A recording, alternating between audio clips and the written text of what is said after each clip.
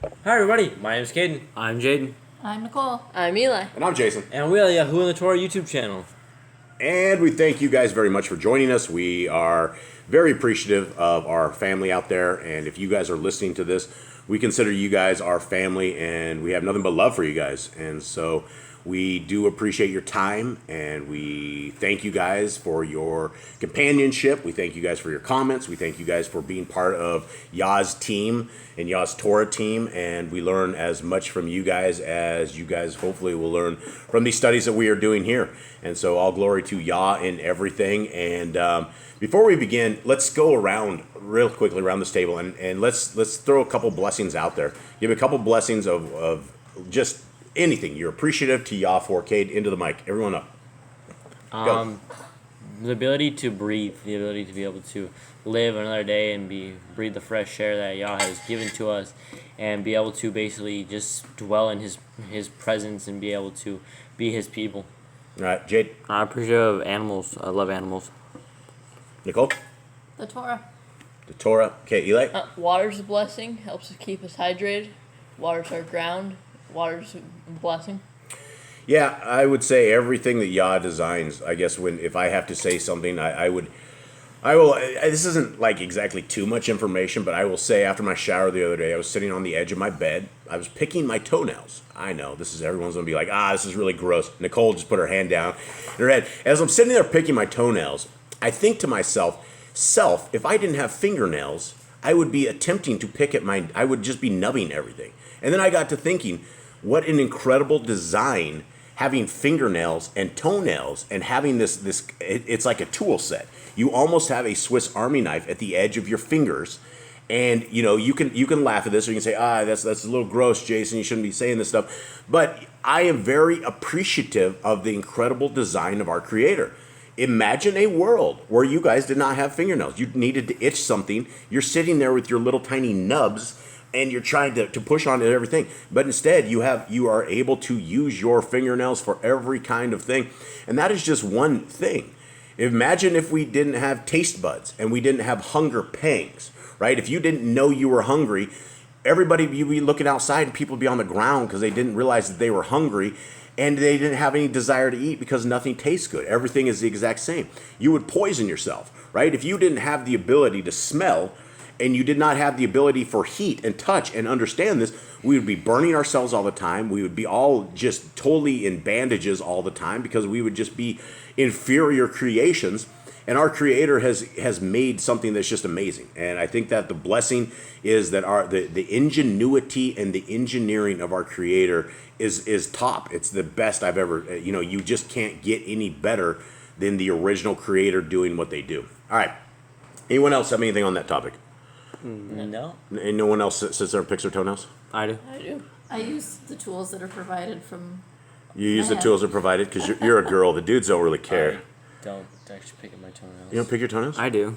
I do. A little long. It's in the middle of the night. I usually do in the middle of the night. Yeah, and I mean, the thing is, how in the back in the days, how did they clip toenails, right? Did they just take a rock and they go across your toenails? They didn't have fingernail clippers. I'm sure that had to be something in the 1800s. I imagine they get pretty long. You see people down here, like the locals, they have pretty long fingernail toenails. They do, but how did they cut their nails back in the days? How was that even possible? Well, they had files to sharpen things, right? To sharpen their tools or something. I don't know. I've Maybe. never read about a file. I'm sure they did. They had weapons. They had stuff. Surely they figured out the file system and how to sharpen things. Maybe. I don't know.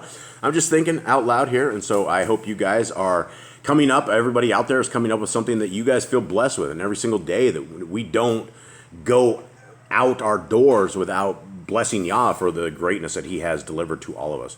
All right, let's get into our lesson today, and it is time for my handy dandy split screen. And Eli's on top of it. Thank you, buddy.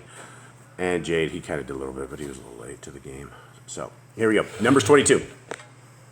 And the children of Yashrael set forward and pitched in the plains of Moab on this side of the Yarden by Jericho.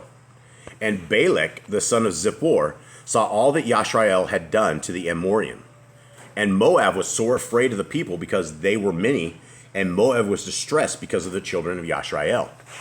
And Moab said unto the elders of Midian, Now shall this company lick up all that are around about us, as the ox licks up the grass of the field? And Balak, the son of Zippor, was king of the Moaviim at that time. He sent messengers before unto Bilam, the son of Beor, to Pethor, which is by the river of the land of the children of his people, to call him, saying, Behold, there is a people come out from Mitzrayim. Behold, they cover the face of the earth, and they abide over against me. Come now, therefore, I pray you, curse me this people, for they are too mighty for me. Perchance I shall prevail, that we may smite them, and that I may drive them out of the land. For I know that he whom you bless is blessed, and he whom you curse is cursed. All right, let's take a quick second and let's talk about this right here, because we live in a world where people don't, normal people don't understand about this kind of black magic. They don't understand about the devils and demons and the kind of power that the darkness has. And for those who do not know, Satan can transform himself into an angel of light. He can transform himself into a beautiful woman. He can transform himself into anything that he would like to. And I believe that his little demon followers have that ability as well. So not everything that we see in this physical form is physical form. It's possibly spiritual manifestations that have been manifested here, because we have a simple guy here, and this king has all this power and everything. He's after this guy. He's like, hey, come curse these people for me. He's like, I know whatever enchantments or whatever spells that you guys do, it works. And so something I want to mention about Balaam is that he and a couple of his men that we hear of before, they've already been in the Bible before, but they weren't mentioned. You only figured out in Joshua that they were actually the wizards and the sorcerers that they fought in Egypt. They were actually people, and they Yahuwah smote them so badly they ran for their lives. Yeah, and I mean, there is something to be said for black magic and the evils that are all around us, and that is what the occult people like to do. And for those who do not know, the word occult simply means hidden. And they have been trying to, ever since the days of eating the fruit out of the garden, where everybody wanted this knowledge. That is what it has all been about. And we don't need to rush into this knowledge, because our Creator will provide the knowledge that we need when we need it. And we don't have to do these kind of crazy things and seek this knowledge and seek the spirits and seek all these demons and things of that nature. It's all evil. It's completely evil. All right, let's go on. 7. And the elders of Moab and the elders of Midian departed with the rewards of divination into their hand. And they came unto Bilam and spoke unto him the words of Balak. Okay, does your guys say rewards of divination? No, it says fee for divination. Oh, okay, so they gave him so basically he's a wizard. Yeah, so he's a wizard. So they gave him his copay. All right, so they paid him off to begin with. And he said unto them, verse 8, and he said unto them, Lodge here this night, and I will bring you word again, as Yahuwah shall speak unto me. And the princes of Moab abode with Bilam. And Elohim came unto Bilam and said, What men are these with you? And Bilam said unto Elohim, Balak, the son of Zippor, king of Moab, has sent unto me, saying. Okay, this is something else interesting that I think we should probably discuss, is that this guy was able to hear from Yah. Yeah, like directly. Is it directly Yah or an angel? Yeah, so I don't know if it's direct, but it's close enough. It's more communication than we get with Yah, right? Maybe not, I don't know about you, but I don't think that Yah has ever come down and said something physically to me that I know. And I mean, maybe I'm missing something, but he's like, hey, Balaam, what's up? What's going on? Yeah, who are these men?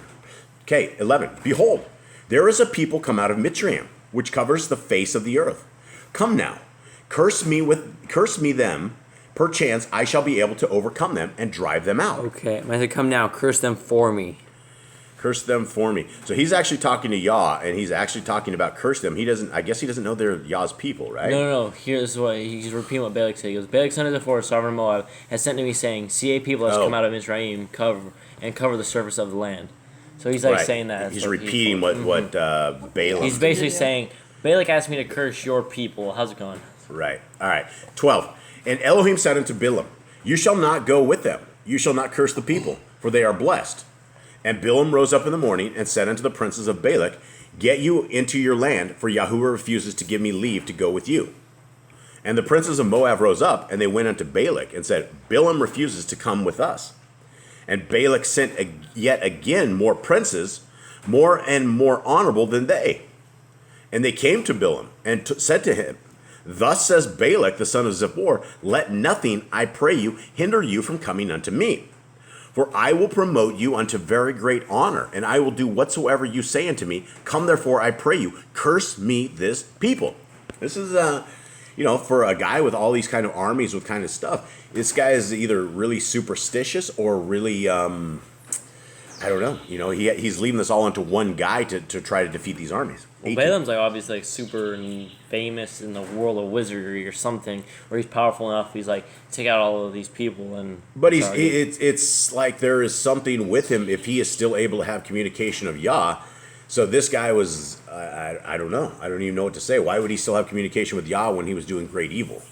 Well, I think it's Yah is stopping him because I think if Yah doesn't intervene, right, Yah has to let the curse happen, right? So if he doesn't say no, then people will probably get cursed because Balaam does have that power. So are you saying all those people that pray against us and curse us are feeding demons into our day-to-day life? Yeah, absolutely. I believe that is true as well. It's the hand of, that's why we pray the blood of Yahushua over the house, that we pray that his messengers fight off the demons and that he protects, that he puts his hand and his guidance on us, that the demons are not allowed into us. Dude, one of the scariest things that really scares the heck out of me is when we will battle it up with the Christians and they'll leave it, I'm praying for you. I'm like, oh, no, please, whatever you do not pray to your God about this, right? You don't bring curses on us. It's like, oh, please don't bring that up, because if you're not praying, if you're eating pork, it says even your prayers are an abomination to our Creator. So, and these are all pork eaters, so when they're praying, they're not praying to Yah. All right. And Bilam answered and said unto his servants of Balak, if Balak would give me his house full of silver and gold, I cannot go beyond the word of Yahuwah Elohai to do less or more. Now therefore I pray you, tarry ye also here this night, that I may know what Yahuwah will say unto me more. And Elohim came unto Bilam at night, and said unto him, if the men come to call you, rise up and go with them. But yet the word which I shall say unto you, that shall you do. So how did he speak to Bilam exactly?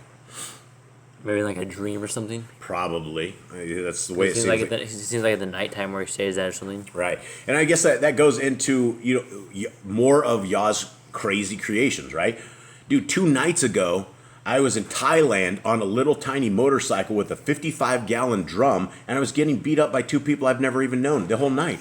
That was my dream, right? I've never been to Thailand. I've never had a little motorcycle. I don't know who these people are, and why was I carrying around a 55-gallon drum on the back of my motorcycle, right? Where do you go? What do we hear? And why has Yah created this kind of a thing? And who creates the scripts in my dreams?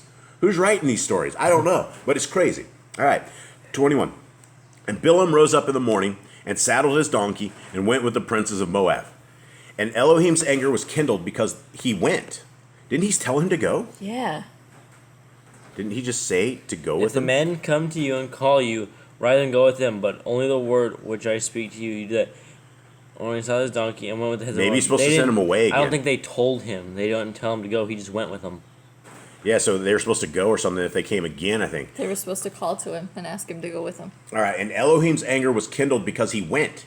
And the angel of Yahuwah stood in the way for an adversary against him. Now he was riding upon his donkey, and his 2 servants were with him.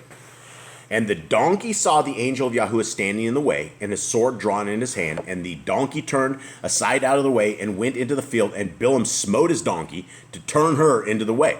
Okay, now this again, we have a couple of dogs that I believe that when there are unclean spirits, they will sit there and they will look and they sit there and bark into nothing. There's like nothing to be yelling at, and they're all concerned. And it's sometimes when I think that things are really gloomy or things are just bad, I think the dogs are able to see things that we are not. And I don't know this is true, and this might be just be crazy talk, but I believe that is true. All right, so we have this guy, and he starts beating his donkey, right? But the angel of Yahuwah stood in a path of the vineyards, a wall being on this side and a wall on that side. And when the donkey saw the angel of Yahuwah, she thrust herself into the wall and crushed Bilam's foot against the wall, and he smote her again. All right, well, this isn't going well. And the angel of Yahuwah went further and stood in a narrow place, which was no way to turn either to the right hand or to the left. And when the donkey saw the angel of Yahuwah, she fell down under Bilam, and Bilam's anger was kindled, and he smote the donkey with a staff. So he's just beating the heck out of his donkey. And Yahuwah opened the mouth of the donkey, and she said unto Bilam, What have I done unto you that you have smitten me these 3 times? And Bilam said unto the donkey, Because you have mocked me.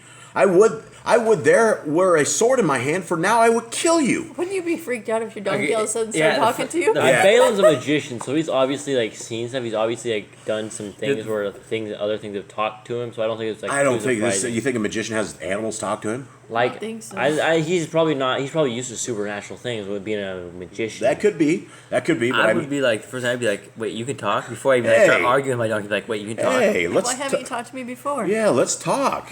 All right. Come on. Like, All right. I'm so sorry, donkey. I'm so sorry, donkey. Yeah, he's like, yeah, if I had a sword in my hand, I would have killed you. All right. And the donkey said unto Bilam, Am I not your donkey, upon which you have ridden ever since I was yours unto this day?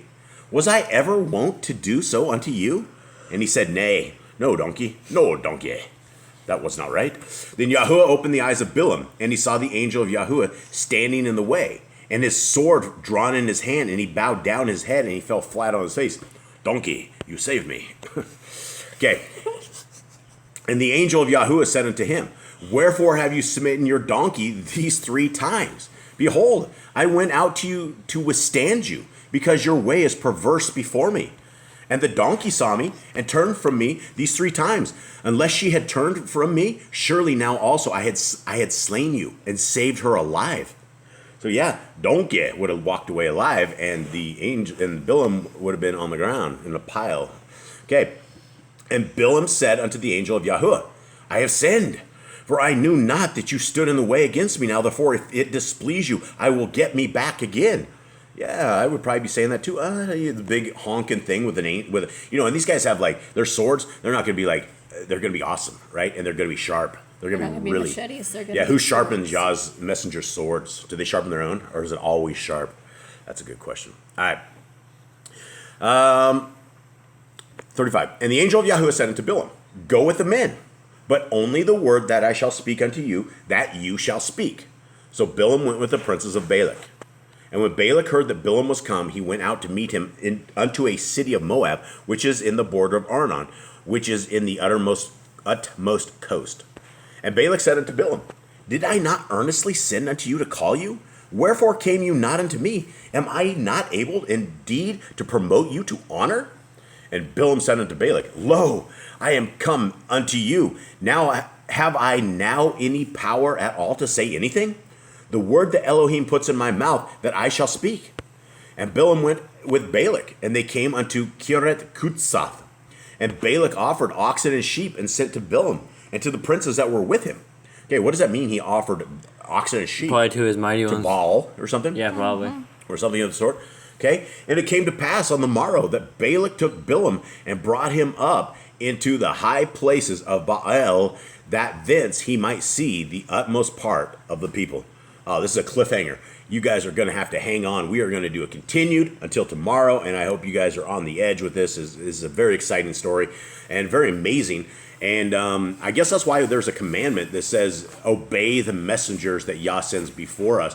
And I guess the question I had the other night when I was thinking about that commandment is, how would you guys know if it is a messenger of Yah or if it's the devil in disguise? Ask them whose side are they on, maybe? Oh, they'll lie to you. They'll straight up lie to you. They're all filthy liars. You really have to discern what they're saying. If it goes against Yahuwah and what the Torah says, then it's obviously a demon. But if it goes with what Yahuwah says, then it's... So if our command is to obey the messenger Yah sent before us, how do we know that it is a messenger that Yah has sent before us and not a trap? Because Hasatan changed over, and he was able to make like lakes and rivers and things like this, and places Adam did. He was so lost because of it. Nicole, do you have something? I was just No, thinking- you. I see you have something. So I was just thinking that if you prayed the blood of Yehoshua for the demons to be gone, and if it disappeared, then you would know that it wasn't Yahuwah's messenger. I command in the name of Yahushua HaMashiach that you are, any unclean spirits are departed from me, and that you are unable to be around us and let, I think you're right. So that was something I wanted to bring up, and I thought something very interesting. All right, gentlemen, you guys have anything else? No, just... you can't curse Yah's people, and Yah's people are the people that are keeping the commands. Yahuwah is not going to let his people be cursed. But I believe that people are cursed all the time. I believe people will curse us, and I believe this stuff works. Call me crazy, but I believe that stuff when there's witches and all these people, there's enough of them, and there has been enough of a history to know that something is awry with these people. I mean, there's just way too many Satanists doing too many evil things to know that nothing worked, right? Something somewhere works, and these guys are the masters of talking and commanding demons. So yeah, we gotta be on the opposite side of that. We gotta talk only Yah, and we gotta plead the blood of Messiah Yahushua, and that is the way forward for all of us. All right, anyone have anything else? Read your Bibles. We'll see you tomorrow. And tomorrow night is U3 in Spanish. So if you speak Spanish, tune in. If you don't, still tune in. We'll see you guys tomorrow. Yeah, tune in anyway. We'd appreciate it, and we love you guys, and big hugs out there to everybody. Shalom, shalom.